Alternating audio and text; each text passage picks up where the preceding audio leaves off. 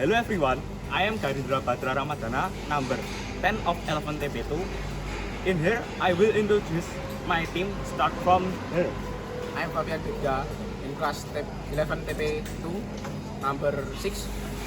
In here, I am Ismail Zarozadi, number 12 of 11 TP2. we will explain about tragedy May 1998 in Surakarta, start from definition until impact the tragedy. This video is a video of the end of semester summative assessment project from the subject of history, English, Japanese, and Indonesian Past F class 11 semester 1 SMK Katolik Santo Mikael Surakarta. Hopefully useful for all of you.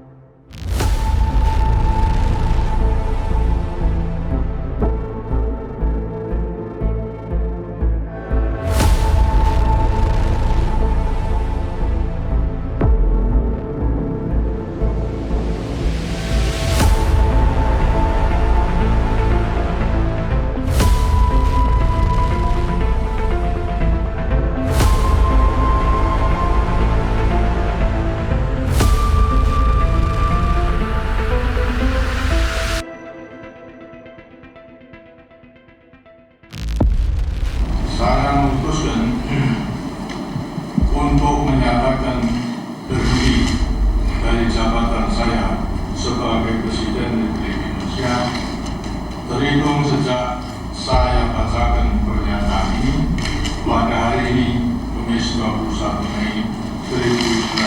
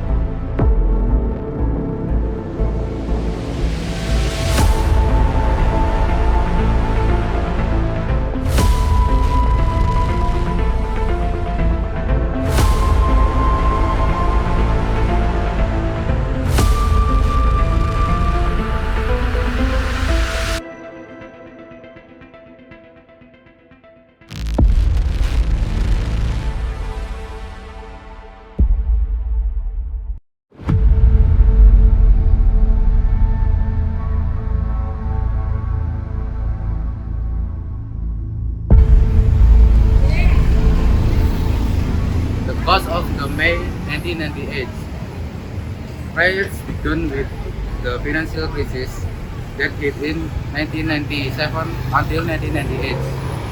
This led to a increase in mass employment and inflation, which made the cost of living rise sharply.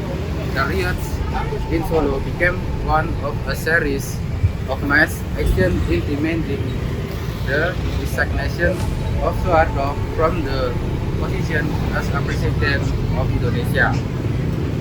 Additional to the action, as a result, the tragedy of riots and incident occurred on May 14 until 15, 1998. In Solo, the number of shops in Pasar Gede, Solo were not free from riots and looting. The impact, the causes of the 1998 tragedy, the price of basic necessities became high. Unemployment rate and the number of school reports became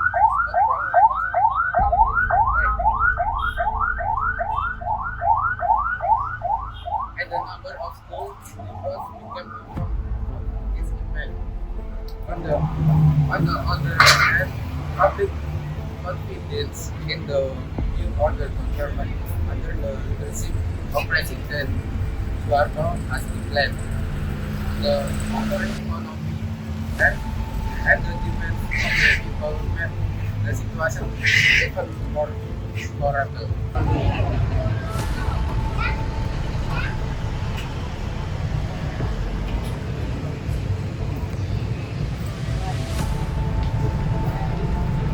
Because of the 1998 event was massive democracy. The wanted President Soeharto straight down the government which had negative impact both mentality and fiscality. Let's see the impact. Krisis tahun 2098 itu kan posisinya reformasi Mas ya? Iya Mas kan. Di suasana reformasi untuk pedagang pasar gede khususnya itu memang berpengaruh besar terhadap daya beli. Sebenarnya pasar gede itu kan tempat belanja dari kalangan bawah sampai atas, terutama menengah ke atas itu kan belanja di pasar gede.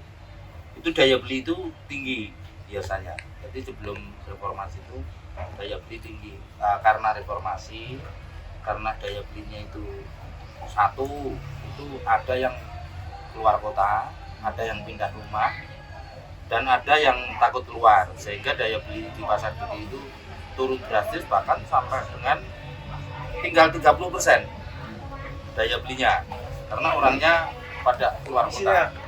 Nah, maka dari itu pada saat itu kami selaku ketua pedagang untuk memberikan informasi secara positif bahwa pada saat itu kita harus menenangkan pembeli dan pedagang.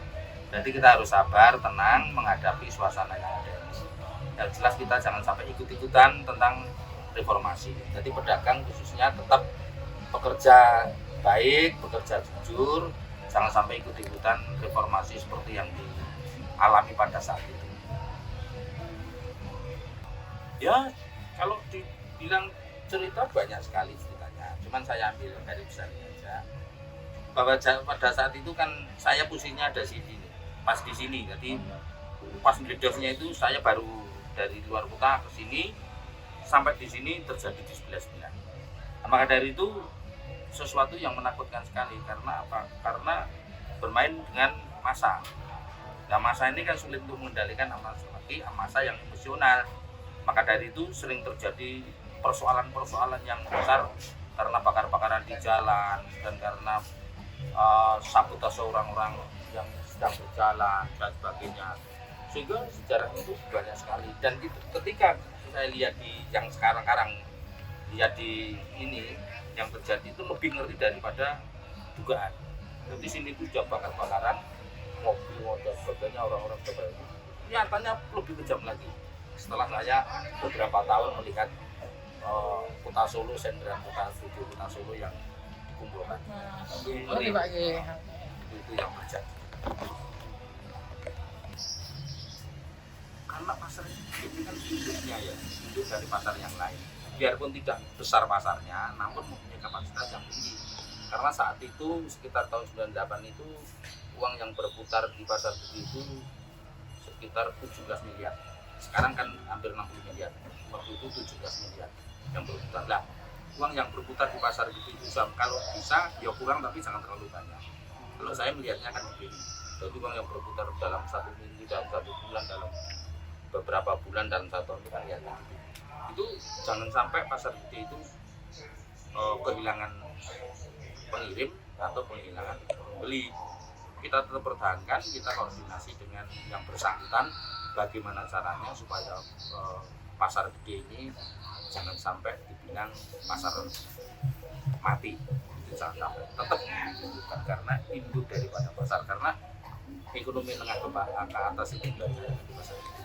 Baik itu sembako, baik itu buah, baik itu kebutuhan yang lain yang sifatnya itu kebutuhan rumah tangga kan letaknya di sini. Maka dari itu saya harus bisa mempertahankan bagaimana caranya supaya pasar ini jangan sampai disia-siakan menjadi pasar yang dibilang pasar kering itu jangan, tetap kalau bisa ini pasar gede, karena pasar gede itu sebagai fondasi dan untuk tolak ukur pasar 44 pasar yang ada di Solo itu. Tolak ukurnya itu di pasar gede seperti apa? Pasar gede rame, lainnya rame. Pasar gede kurang rame, lainnya lebih kurang rame. Pasar gede tidak rame, lainnya sepi. Nah, pasar gede itu jumlah jenisnya itu, produknya itu yang di pasar lain tidak ada, di pasar gede ada. Yang di pasar gede ada itu belum tentu di pasar lain itu ada. Karena jumlahnya memang saya mencari pengirim, jadi produk-produk yang seperti makanan-makanan zaman dulu dari masih ganyong baru itu lainnya ada di sini ada. Kulinjungan, ayam setengah matang, ada bumbu, ketan bumbu, cenil dan begitu kan di sini masih ada. Ada sekitar 47 jenis. Itu yang pasar paling ada 7 jenis. Kalau di sini 57 jenis masih tidak aktifkan untuk jualan. Dan produk-produknya saya carikan dari Gunung Kidul. Saya mencari pengirim untuk di sini biar para pedagang itu tetap bisa jual. Entah ireng dan sebagainya itu ada dari sini. Jadi kalau pasar gede itu dijujuk oleh pembeli dari luar kota datang ke pasar gede itu tidak salah. Orang yang ikan atau orang yang suka makan, suka jajan dan sebagainya, pasar gede harganya murah, barangnya berkualitas, komplit. Keramba hanya 70.000, itu wajar segini. Yang di pasar lain 90.000, di sini 70.000. Saya tidak boleh jual mahal. Semua produk yang ada di pasar gede harganya saya pandu dengan dinas perdagangan. Jadi jual mahal tidak boleh, jual barang jelek tidak boleh. Memang saya itu suatu tanggungan saya, dan pedagangnya itu harus sayur pun jadi satu, nggak boleh bersaing tidak sehat. Bersaing boleh, harus sehat. Lomba mencari barang yang baik-baik, harga semurah-murah dengan kualitas yang baik. Jadi di pasar ini memang perlu pendidikan kalau jualan. Nah, pendidikannya dapatnya dari sini sedikit. Kalau penjual di sini itu kan tidak ada istilahnya itu bersaing yang tidak sehat. Semua harus sehat. Kalau ada persaingan tidak sehat, saya langsung terjun. Saya tak naik bagaimana caranya. Jual barang yang tidak pantas, saya suruh ganti dagang. Barang-barang yang rusak, mana ada dasaran, ada yang rusak, tidak boleh saya. Harus didelik itu apa namanya? Disembunyikan. Tidak boleh. Barang basah rusak itu dilihat oleh publik, tidak boleh. Jangan sampai. Karena pasar gede ini pasar tolak ukur, pusat barang bagus. Memang harganya dengan yang lain tidak. Tapi pun nek beli di pasar gede itu kualitasnya enak. Kalau yang dengan yang lain itu kan kurang enak.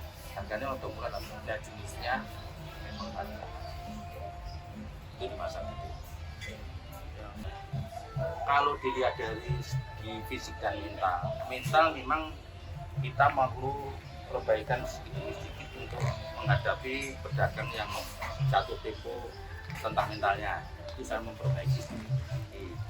Kalau tentang kerusakan fisik itu saya hanya membantu, karena kalau kerusakan fisik termasuk kerusakan kebakaran yang disengaja atau dirusak dengan sengaja, yang seperti apa itu banding sabotase itu, kerusakan yang bersifat unsur kelompok-kelompok tertentu, itu saya hanya bisa membantu karena itu satu itu terkait dengan kepentingan pemerintah, kedua kalinya dari pemilik sendiri. Tapi kalau tentang fisik mental, saya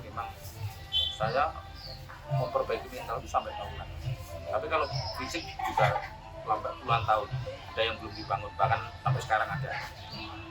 Mental 1 tahun. Saya harus memberi penguatan, gambaran-gambaran untuk memberi motivasi, dukungan para pedagang. Itu memang sebenarnya saya sendiri tidak kuat, tapi harus memberi kekuatan, karena kalau semua nggak kuat dan nanti bagaimana? Kalau saya harus kuat, tapi dengan rendah hati saya harus sabar, karena untuk mengembalikan mental jatuh bangkit lagi susah. Kalau fisik tinggal pesen pasir karo semen, tapi kalau mental itu susah. karena orang rasa takut, orang apa itu merasa pemukul, merasa terpojok, merasa dikalahkan seperti itu. Nah, saya harus sabar untuk memperbaiki sama-sama.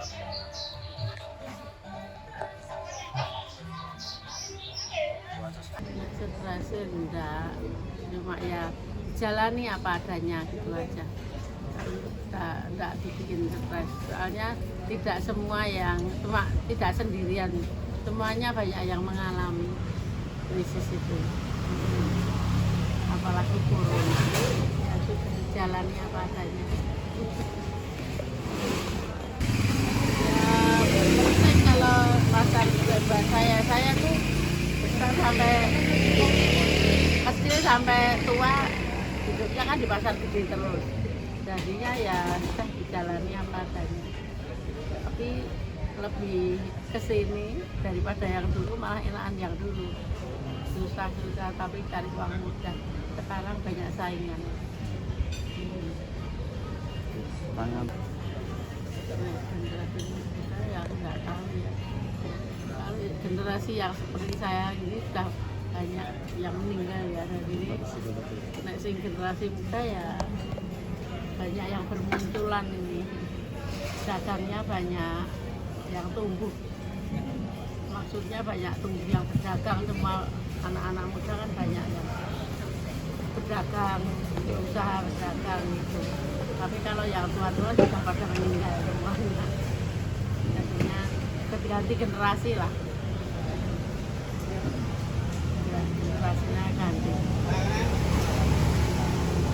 The conclusion of this tragedy is that it was a very difficult period in Indonesian history, where there were riots, killings, and fury of many kinds. This tragedy has left deep wound in society and has since become the subject of discussion and debate for Islamic